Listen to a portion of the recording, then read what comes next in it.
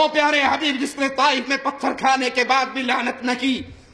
اپنی قوم کی ہدایت کے لیے دعا کی، اے اللہ میری قوم کو ہدایت دے دے، میری قوم مجھے پہچانتی نہیں۔ آج آخری لمحات میں بستر کے اوپر زبان مبارک حرکت میں آ رہی اور یہود و نصارہ کے لیے لعنت کا پیغام سنا رہی۔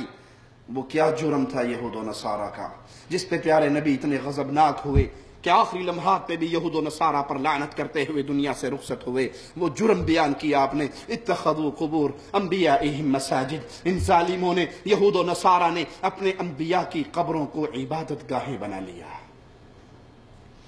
پوجا کے مرکز بنا لیے، سجدے قبروں پہ، طواف قبروں پہ، نظر قبروں پہ، نیاز قبروں پہ، ذبح قبروں کے لیے، مردے کو پکارنا، مردے کے سامنے سوالی بننا، مردے کے لیے رونا، مردے کو راضی کرنے کے لیے چراغ جلانا، مردے کو راضی کرنے کے لیے پھول چڑھانا، مردے کو راضی کرنے کے لیے چادریں چڑھانا، مردے کو راضی کرنے کے لیے گھٹنوں کے بل، ہاتھوں کے بل، جانوروں کی طرح رینگتے ہوئے قبر پر آنا، مردے کو راضی کرنے کے لیے۔